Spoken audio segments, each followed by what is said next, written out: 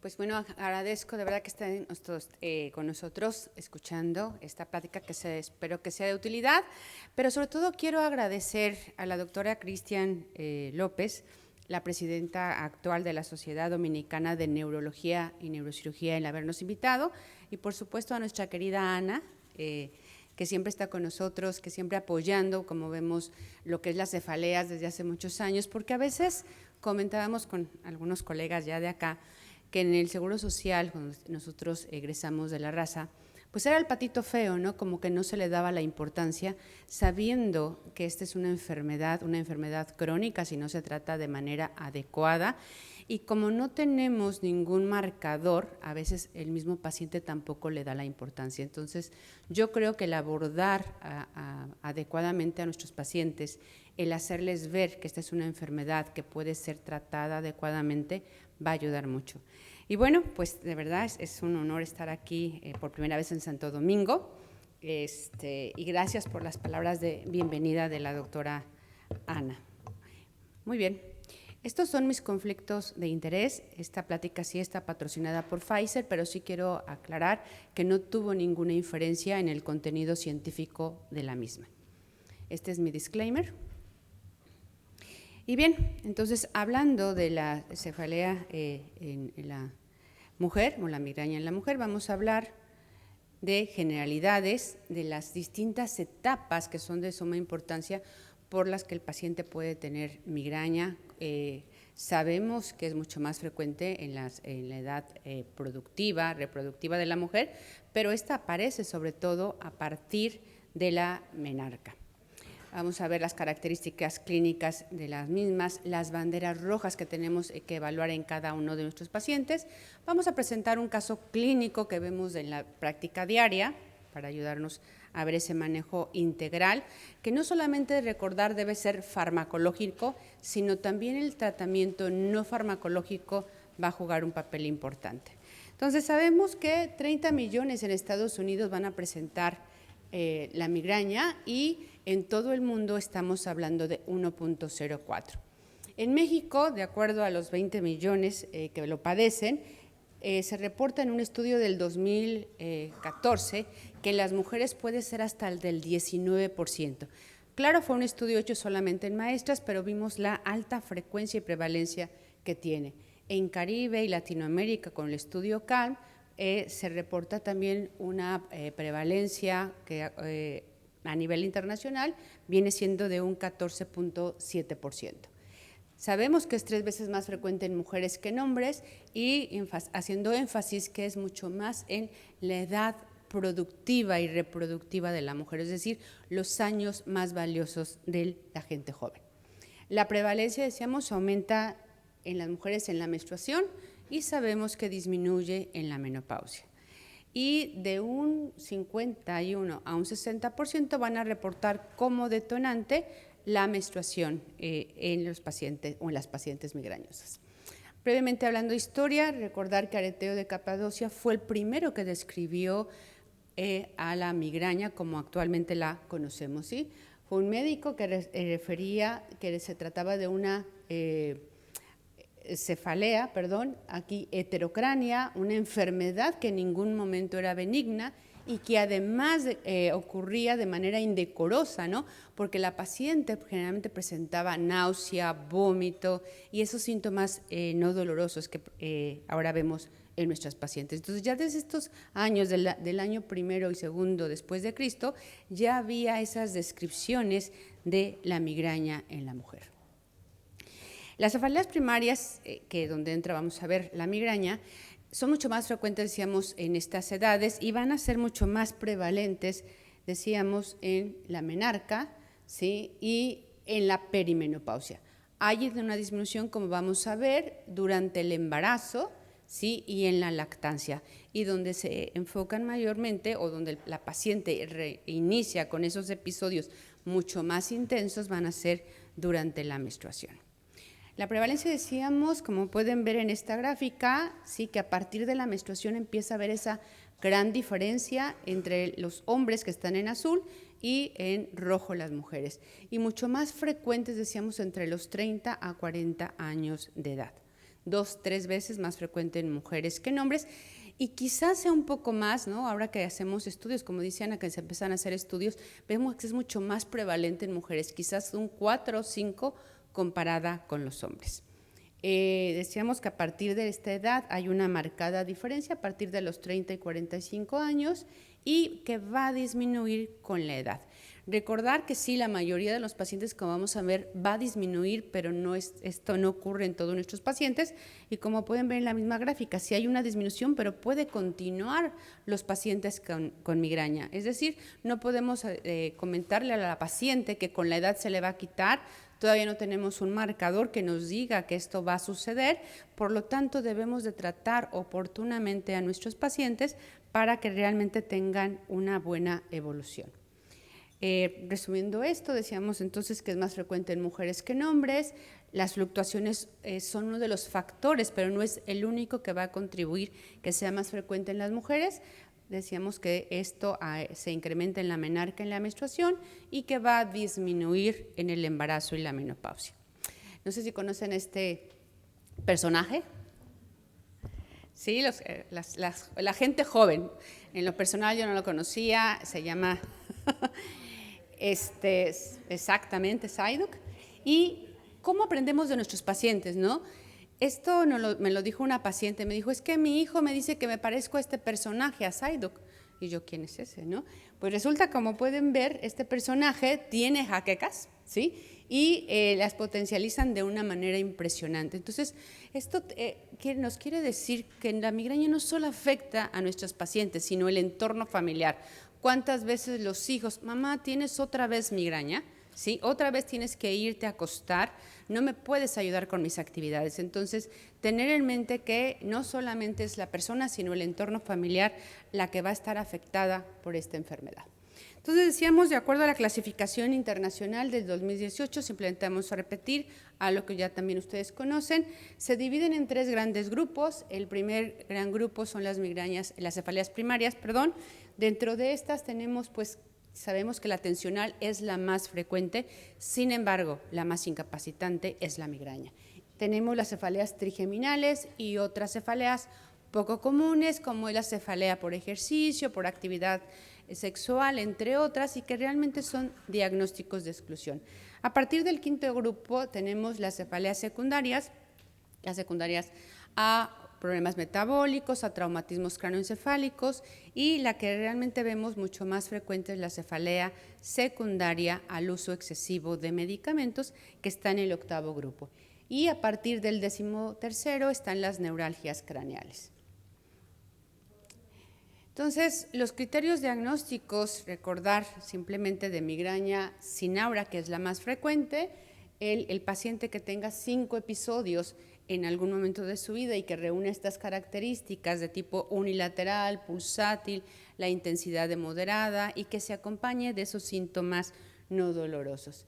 La migraña con aura, que es menos frecuente, aquí con 2 episodios podemos hacer el diagnóstico, que la mayoría del aura es de tipo visual, aunque puede también ser sensitivo, lenguaje y motora. Y la migraña crónica, que a veces nos toca ver más a los especialistas, en donde hablamos que, o lo que se llamaba antes, que era la cefalea mixta, ¿no?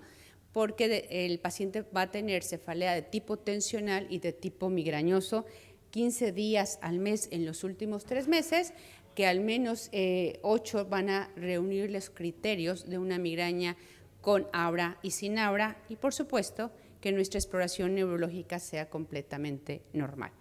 Aquí quiero mencionar, decíamos, una de las cefaleas más frecuentes que vemos también en la práctica diaria es la cefalea por el uso excesivo de medicamentos. Todas van a cumplir los criterios, que son más de 15 días al mes en un paciente con una cefalea preexistente, y el uso regular por más de 3 meses de fármacos. Hablamos de más de 10 días al mes en los últimos 3 meses, a excepción de analgésicos simples. Aquí estamos hablando que van a tener que ser 15 días al mes por más de 3 meses. Y algunos comentarios adicionales serían que la ergotamina es dosis específica, que uno de los fármacos que va a presentar o que el paciente va a presentar más frecuentemente la cefalea por el uso excesivo son los triptanos, y que aunque estos pudieran ocasionar de acuerdo a la evolución o la duración del tratamiento.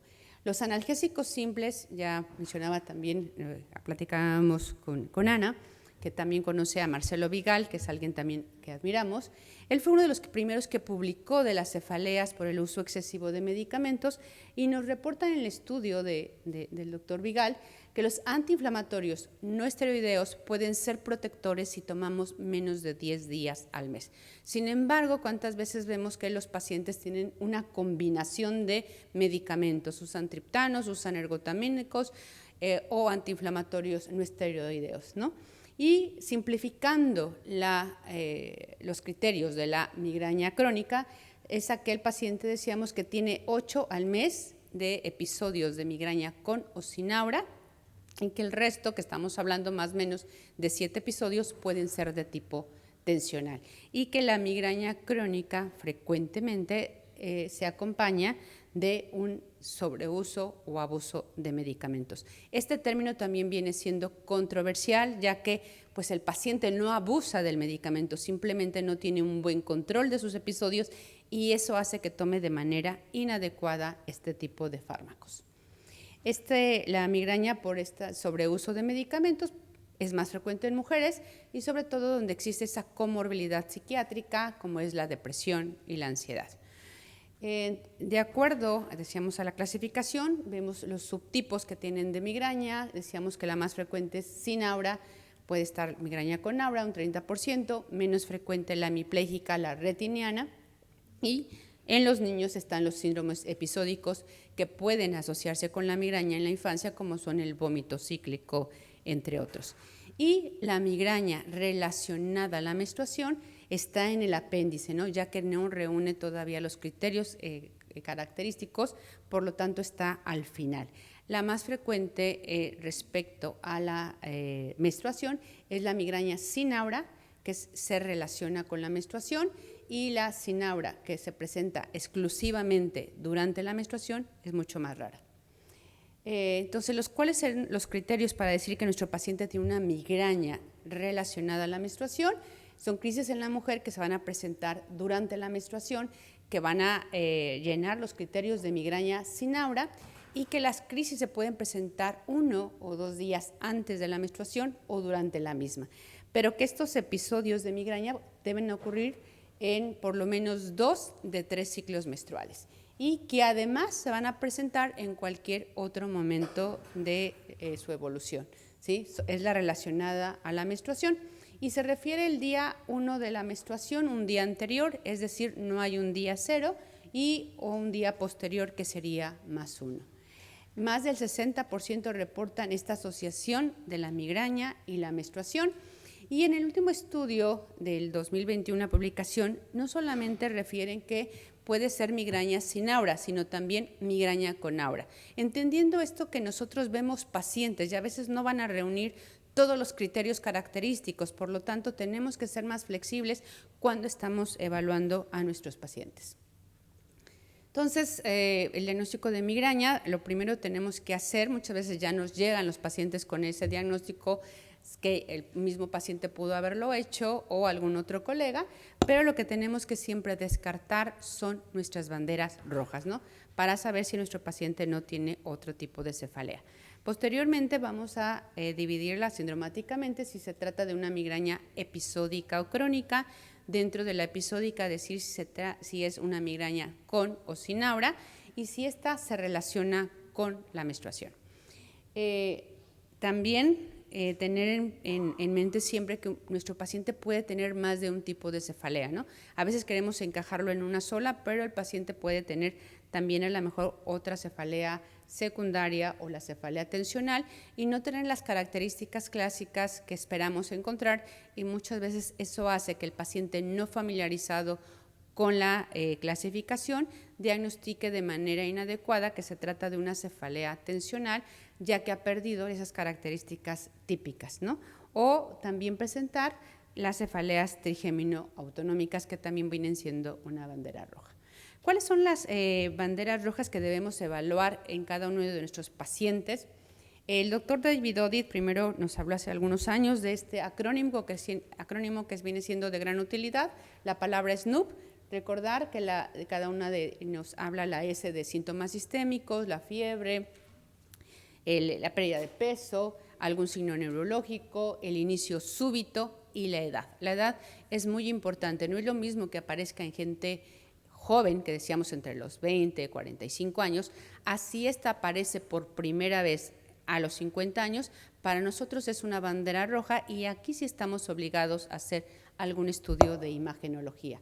Después agregaron las 3 P's, si es posicional, si se agrava con alguna posición, si durante nuestra exploración encontramos datos como papiledema o se precipita también por la tos, el ejercicio. Recordar que este tipo de cefaleas también serían otras cefaleas primarias, pero realmente son diagnósticos de exclusión, ya que nos pueden estar hablando, por ejemplo, de una lesión en fosa posterior. Si esta se presenta de manera progresiva con ya características o presentaciones atípicas, si ocurre por primera vez en el embarazo o en el puerperio o se acompaña de algún síntoma autonómico. Y también se agrega posteriormente en el SNOOP-10 la cefalea postraumática, el paciente inmunodeprimido y el abuso o uso inadecuado actualmente se considera una bandera roja. Y, por supuesto, la línea de tiempo tiene que ver con todo esto. Si esta se presenta de manera súbita, que dura minutos u hora, pues nos puede hacer sospechar de algún problema vascular.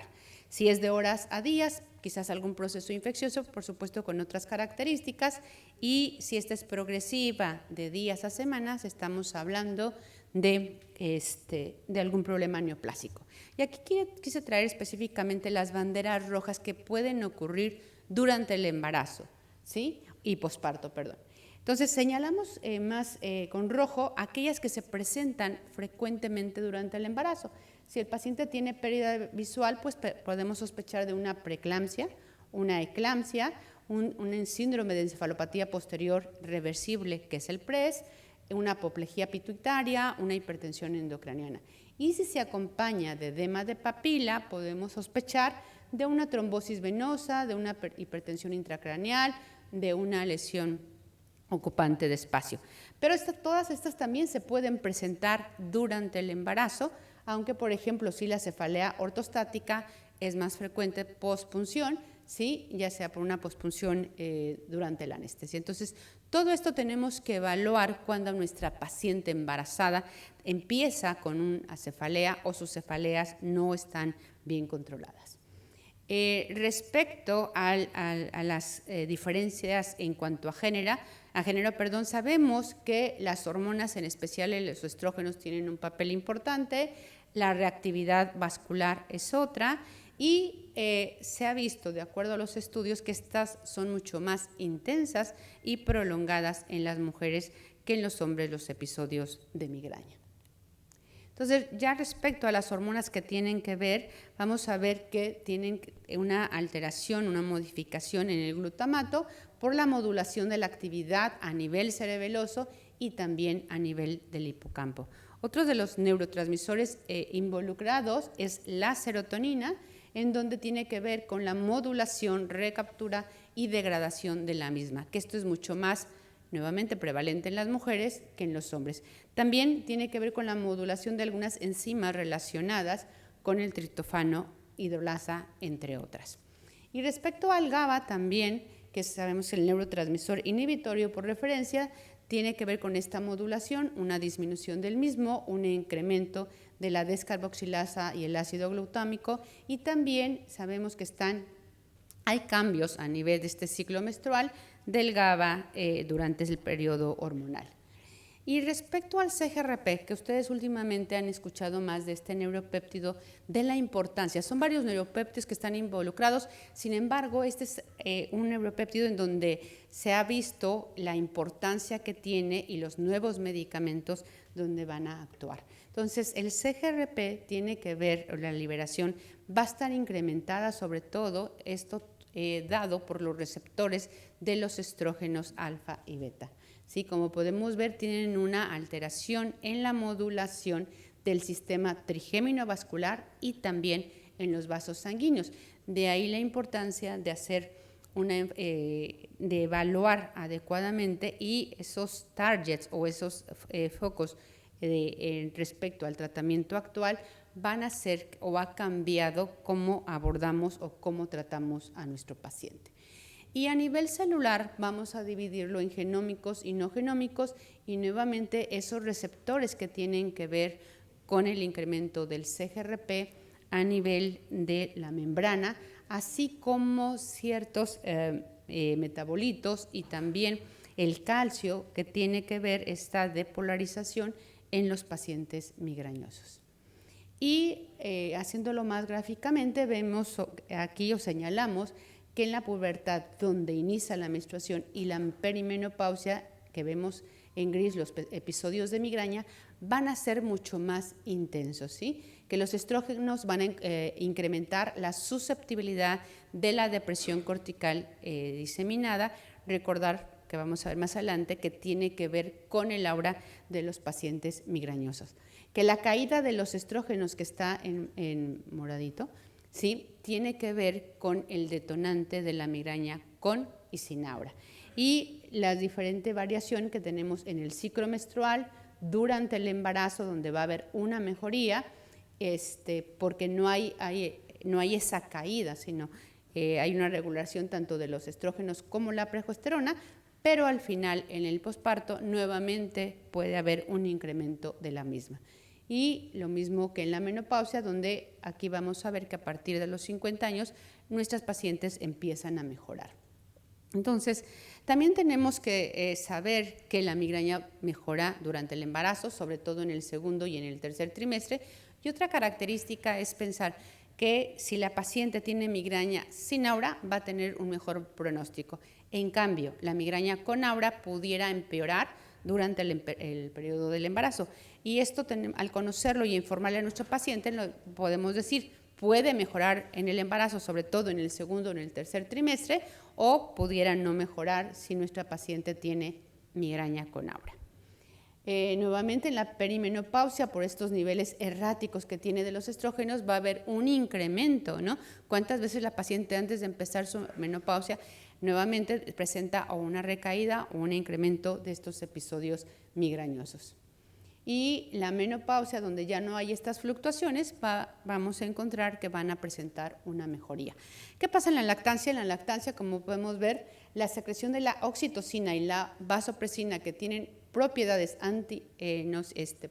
anticonceptivas, también van a jugar un papel importante en el control de la migraña. Otro de los beneficios que insistimos mucho de la lactación en las mujeres, por ejemplo, las pacientes que están lactando tienen una recurrencia al mes del 50% comparado con el 86.4% de las que no están lactando. Entonces, es algo también que debemos ayudar a nuestros pacientes, que si va a continuar con la lactación, va a haber esta mejoría. Y respecto al problema vascular, aquí también en este estudio nos muestra que los episodios no solamente son hormonales, sino que también juegan un papel importante en múltiples factores como esa reactividad vascular.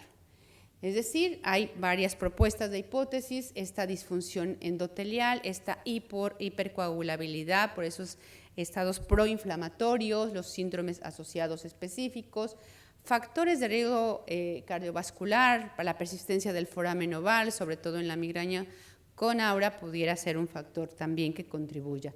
El vasoespasmo cerebral y ya decíamos los efectos hormonales.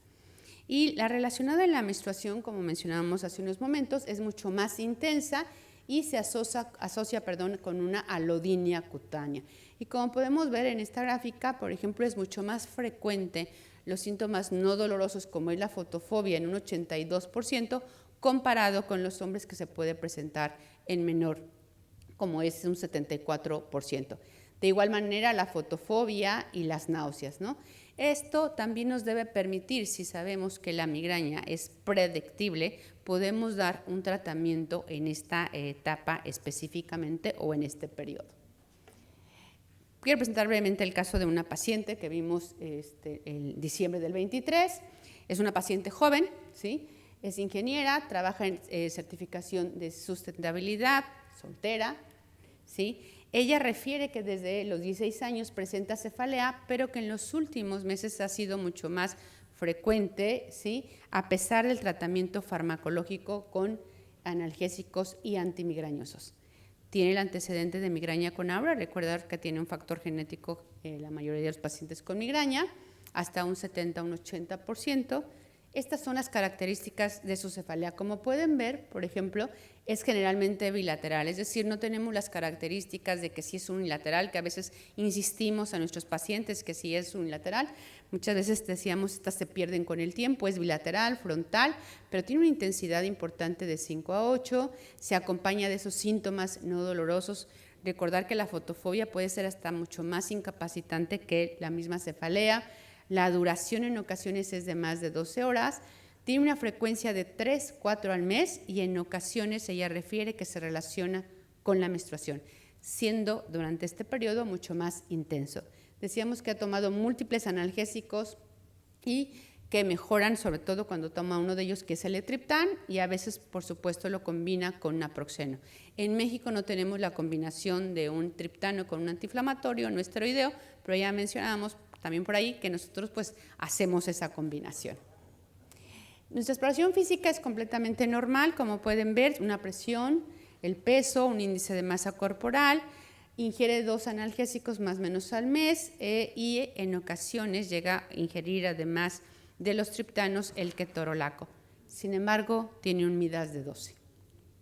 Nuestra exploración neurológica cefaliatra es normal, decíamos nosotros tenemos que revisar a nuestros pacientes, ver si no tiene algún otro síntoma, sobre todo revisando el trigémino, las ramas del trigémino en la primera rama, el nervio supraorbitario y supratroclear, el auricular posterior, el occipital, que nos ayuden a dar ese diagnóstico específico.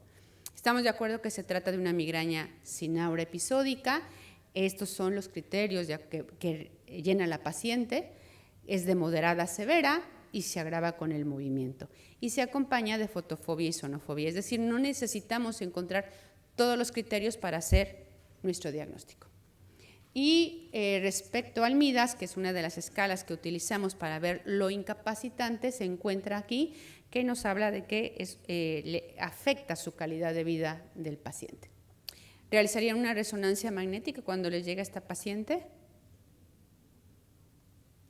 ¿Cuáles son las banderas rojas? Como vimos, no tiene ninguna bandera roja nuestra paciente, pero vamos a buscar también, ya están las banderas verdes.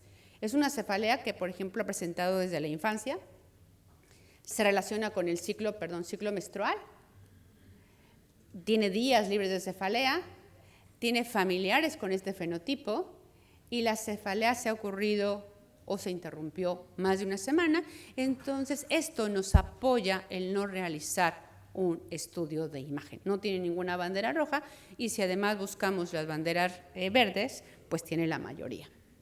¿Iniciarían algún tratamiento preventivo? No, dice la doctora, Vamos brevemente. A veces cada especialista lo ve desde distintos puntos de vista, pero yo creo que el manejo en equipo es lo ideal. Hay detonadores en la migraña, estos son muy variables, hay pacientes que pueden detonarlos algunos alimentos, no es así en la mayoría, hay factores genéticos, hay factores hormonales, ambientales, que pueden detonar en pacientes susceptibles la migraña. El tratamiento, decíamos, no farmacológico también es de suma importancia, el descanso, la hidratación, pueden aplicarse hielo, la terapia de biofeedback también va a ayudar, la limitación de café. ¿Cuántas veces el paciente también en las cefaleas secundarias, el uso excesivo de cafeína puede favorecerlo? Pueden aplicar cremas como la lidocaína. Las personas en el tratamiento del tratamiento preventivo, este acrónimo de SETS, debe dormir bien. Si el paciente no duerme adecuadamente es un detonador frecuente. Más que un alimento se ha visto, como pueden ver en esta gráfica, los alimentos no son tan importantes. Yo creo que la doctora les ha dicho mucho a la doctora Ana. Es más que nada un ayuno prolongado sí es un detonador. La rutina de ejercicios que va muy de la mano con el manejo de estrés, tomar suficiente líquido. Y una de las herramientas que nos va a ayudar a saber si el paciente tiene una migraña episódica o crónica es un calendario. Estas son las guías que hicimos en el 2000, publicadas en Cefalalgia en el 2021, y ya veíamos, ya mencionábamos acá que, perdón porque se ve tan borroso, que en las cefaleas de moderada intensidad podemos utilizar, por supuesto, en primera línea los triptanos. Sin embargo, en pacientes con ciertos factores de riesgo cardiovasculares, yo creo que aquí sí debemos utilizar los medicamentos que no tienen ninguna repercusión, como son los gepantes y uno de los ditanos, que es el lasmiditán, ya que el 39.9% de las mujeres y el 41% de los hombres van a tener por lo menos dos factores de riesgo cardiovascular. Entonces, eso también tenemos que evaluarlo en nuestros pacientes. Esos son los medicamentos que ustedes conocen, que utilizamos, tratamientos orales preventivos, ¿sí? Que generalmente los elegimos de acuerdo a la comorbilidad de nuestros pacientes. Es decir, si el paciente tiene algún problema de depresión, los antidepresivos tricíclicos, los inhibidores de recaptura de serotonina. También si tienen ansiedad podemos utilizar los beta bloqueadores, si hay problemas de sueño, si hay obesidad, por supuesto, vamos a utilizar, por ejemplo, el topiramato, pero también saber los efectos colaterales. Y este último estudio del 2024, nuevamente vemos los que tienen nivel A, que mencionábamos. Sin embargo, ya están los anti-CGRP, sí, acabé, los anti-CGRP, como son los anticuerpos monoclonales como primera línea, y de igual manera los gepantes. Y en migraña crónica sabemos que el que está aprobado, uno de ellos es la onabotulinumtoxinA. Los antidepresivos tienen nivel B, así como los antagonistas. Y nuevamente vemos acá los medicamentos actuales que tenemos, que podemos ofrecerle a nuestros pacientes, son los anticuerpos monoclonales, la vida media que tienen, y dentro de los gepantes que ya tienen ustedes y que en México también tenemos, está el Rimejepan, que su vida media, recordar, es de 11 horas. Y de igual manera, en nuestras guías volvemos a poner a los anticuerpos monoclonales y gepantes como primera línea en nuestros pacientes. Y en la paciente con menstruación tenemos que evaluar si damos una mini profilaxis, ¿sí? Ya que, como mencionábamos, esta es mucho más intensa que en otro periodo de las pacientes. Perdón porque creo que ya me terminé el tiempo, voy un poco rápido.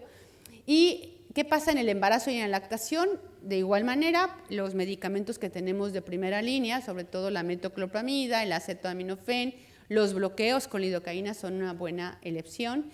Aún los anticuerpos monoclonales no, se deben de evitar, de igual manera los gepantes. Durante la menopausia se ha visto que el uso de la venlafaxina, escitalopram, puede ser de utilidad por esos síntomas vasomotores. Entonces, el manejo agudo con los gepantes es que no se asocia, es el primer medicamento que no se asocia con abuso de medicamentos o uso inadecuado. Podemos usar más de 2 veces por semana. Otra característica que vamos a ver un poco más adelante, podemos iniciarlo antes de que inicie la fase dolorosa o vital de nuestras pacientes. Es el primero que tiene la doble función, es decir, lo puedo utilizar como agudo o como preventivo. ¿Cuántas veces la paciente se confundía cuando iniciábamos un tratamiento preventivo, lo tomaba como abortivo y no encontraba el resultado? No hay contraindicación cardiovascular y podemos utilizar de rescate un antiinflamatorio no esteroideo y un gepante. Y también utilizarlo como mini profilaxis, sobre todo si la paciente sabe que días o durante la menstruación puede presentarse. El tratamiento preventivo con los anti-CGRP es que no necesitan titulación. Recuerden que los teníamos preventivos oralmente, teníamos que iniciar de manera gradual para evitar esos efectos colaterales. No necesitamos tampoco esperar de 6 a 8 semanas, tienen una mejor tolerabilidad y no hay interacción con los medicamentos. Entonces, ¿qué hicimos con nuestra paciente? Brevemente, iniciamos con un Rimejepan, le dimos un calendario en donde vemos que la paciente presenta mejoría y sobre todo la mejoría es a la hora, es decir, no tiene esos efectos cognitivos que a veces nos dan los triptanos. Continúa con este fármaco, como pueden ver, en episodios leves utiliza algún antiinflamatorio no esteroideo y sobre todo su Midas bajó a un 5. ¿Qué serían las perlas? Primero, saber que el paciente con migraña puede tener otro tipo de cefalea, siempre evaluar las banderas rojas y los factores de riesgo, Y en pacientes jóvenes vamos a evitar los tratamientos que estén contraindicados. Recuerden que no nos piden permiso para embarazarse, ¿no? Entonces es bien importante saber si la paciente está en esa edad reproductiva, dar fármacos que no tengan efecto teratogénico. Y finalmente terminamos con esta frase: hay dolores que matan, pero los más crueles es que los que no dejan disfrutar la vida o gozar ella. Muchas gracias. El foramen oval es patente y su presencia y su incidencia en las manifestaciones clínicas y en el devenir de los pacientes que usted ha visto en sus años de experiencia como cefaliatra. Eso es un asunto importante, eso es un asunto rarísimo en su práctica, o es algo que tenemos que tener en cuenta. Excelente pregunta, doctor. Hablamos un poco del riesgo cardiovascular y efectivamente puede estar el foramen oval, pero se ha asociado más a migraña con aura. Primero decíamos que la migraña con aura es menos frecuente, es el 30%. Y si es una migraña refractaria, sí estamos obligados a buscar algún riesgo cardiovascular como el foramen oval. En los estudios que hay en la actualidad se ha visto que en algunos pacientes mejoran con el cierre y otros no. Es decir, puede tener el paciente o la paciente una persistencia del foramen oval y la migraña, ¿no? Pero sí es un factor de riesgo y poco frecuente lo veo en la práctica diaria. Poco frecuente. Gracias. Yo estuve en la raza en el año 95, entre el 3 de enero y el 30 de julio. Ok. En aquel entonces. Siempre me ha preocupado algo a veces con la migraña y los manejos que estamos dando. Porque, por ejemplo, usamos triptanos para para el dolor agudo, usamos largotamínicos, que a veces cuando no tenemos nos sirve de rescate, y por supuesto usamos algunos tratamientos en la fase preventiva, un poquito variado. A veces usamos la parte preventiva, por ejemplo, esos pacientes que no son tan difíciles, por 3, 4, 5, 6 meses, y prácticamente le damos un periodo de tiempo con menor crisis, que puede abordar el manejo con un analgésico con un triptano, etc. Entonces, ok, hay pacientes que no responden adecuadamente, que hacen crisis más frecuentes, que hay que ser un poquito más agresivo. Entonces ya tenemos los anticuerpos antimonoclonales. Cuando tuvimos los triptanos, el problema fue que nunca logramos tener un triptano de un costo que el paciente pudiera usar en la fase adecuada cuando estuviera la crisis. Entonces, tenemos que quedarnos con los analgésicos combinados con el largotamínico. Porque todavía al día de hoy no tenemos un triptano de precio asequible a un paciente común y corriente. Por supuesto, pacientes que no tengan factores de riesgo asociados, cardiovasculares. Entonces, me preocupa algo con respecto a los gepantes, los costos, el uso continuo. Hay pacientes a veces que crean dependencia de medicamentos. Entonces, mi pregunta, ¿tenemos un paciente que se pasará 3, 4, 5 años usando gepantes como esa forma de crear adicción? Tomando en cuenta además que todavía no todo paciente califica en el aspecto financiero para el tratamiento con este medicamento por 2, 3, 4, 5, 6 meses. Entonces ahí como que todavía me luce un poquito de nebulosa. Hay esos pacientes de difícil manejo que tenemos que recurrir a estas terapias más intensas para su control. Gracias, doctor, por sus comentarios y tiene toda la razón. Tenemos poco tiempo con el gepante, debemos darle el tiempo suficiente, pero hasta ahorita los artículos refieren que no hay un uso o un abuso de los mismos. Entonces, eso nos da la tranquilidad. Porque vamos a ver un poquito más adelante en los nuevos tratamientos. Recordar que la vida media de Rimegepant es de 11 horas. A diferencia de los triptanos que están entre 2 a 4 horas. Entonces, eso hace que muchas veces el paciente recurra a terapia de rescate frecuentemente con un triptano, ¿no? Entonces, vamos a tratar de insistir que tenemos que individualizar. Es cierto, los triptanos son excelentes medicamentos específicos solamente para la parte abortiva, pero la experiencia que tenemos desde diciembre con los gepantes es que cuando el paciente dice, sí mejoré, yo soy migrante, pero me quedé, por ejemplo, cuando tomé alguno, me quedé lentificada, no pude continuar con mis actividades, se eliminó el dolor, es un paciente que amerita dar este tipo de nuevos fármacos, ya que como vimos con nuestra paciente joven que tiene que trabajar y que el hecho de que le daban los episodios y después de esos episodios ella ya no podía continuar con sus actividades, porque a veces como médicos, y lo hacíamos en un principio, decíamos, ¿se te quitó el dolor? Sí, doctora, se me quitó el dolor, pero no sé, me sentí diferente y no pude continuar. Entonces insistíamos, se te quitó el dolor, ese medicamento funciona. Ahora sabemos que no solamente es quitar el dolor, sino los síntomas no dolorosos y evitar los efectos colaterales que se pueden tener. Entonces, en estos pacientes yo creo que podríamos escoger o seleccionar nuevos medicamentos. Muchas gracias, doctora.